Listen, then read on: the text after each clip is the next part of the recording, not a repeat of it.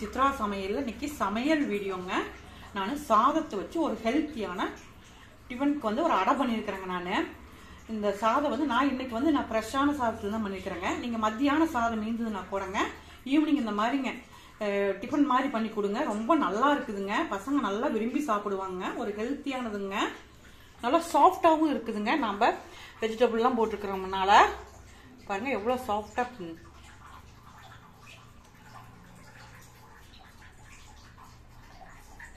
வாங்க எப்படி பண்ணியிருக்குன்னு வீடியோக்குள்ள போய் பார்க்கலாங்களா? சாதம் நான் ஒரு கப்பு எடுத்துக்கிறேங்க. நான் இன்னைக்கு வந்து ஃப்ரெஷ்ஷான சாதம் தாங்க எடுத்துக்கிறேன். நீங்கள் வந்து மத்தியானம் சாதம் வச்சு அது மீந்து போனால் கூட நைட்டுக்கு டிஃபன் மாதிரி பண்ணுறதுக்கு சாதம் எடுத்துக்கலாங்க.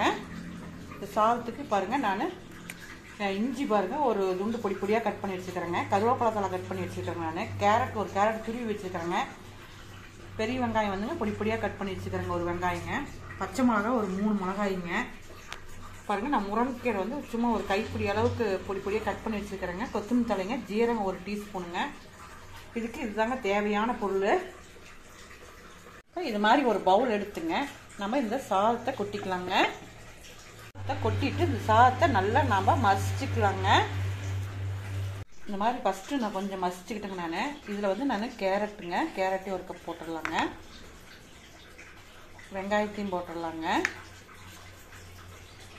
கருவேப்பிலை தலையும் போட்டுருங்க. பாருங்கள் இந்த இஞ்சியும் போட்டுடலாங்க. இந்த முருங்கைத்தலை பாருங்கள், கொத்தமல்லி தலை, ஜீரகங்க எல்லாத்தையும் இதையும் போட்டுருங்க.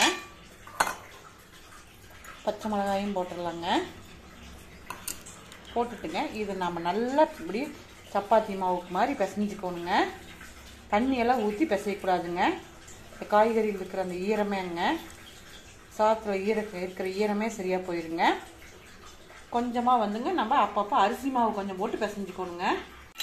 இந்த மாதிரி நான் பிசைஞ்சு எடுத்துக்கிட்டேங்க. நான் இதுக்கு நான் வந்துங்க 3 டேபிள் ஸ்பூன் அளவுக்கு நான் அரிசி மாவு போட்டு பிசைஞ்சிருக்கிறேங்க. நான் பாருங்க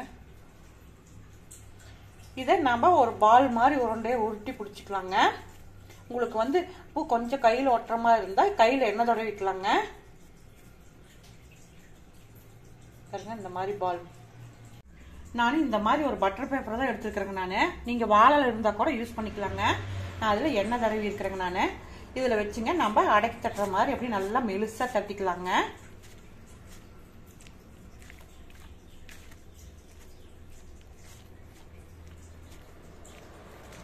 இந்த மாதிரி நான் தட்டி எடுத்துக்கிட்டுங்க. நான் இப்போ நம்ம தோசைக்கல்லில் வச்சுங்க ஆன் பண்ணியிருக்கிறேங்க. நான் இப்போ அதை இந்த பட்டர் பேப்பரை வச்சுங்க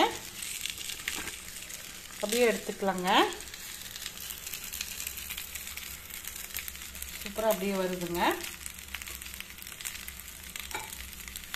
கொஞ்சம் அப்படியே எண்ணெய் போட்டுக்கலாங்க.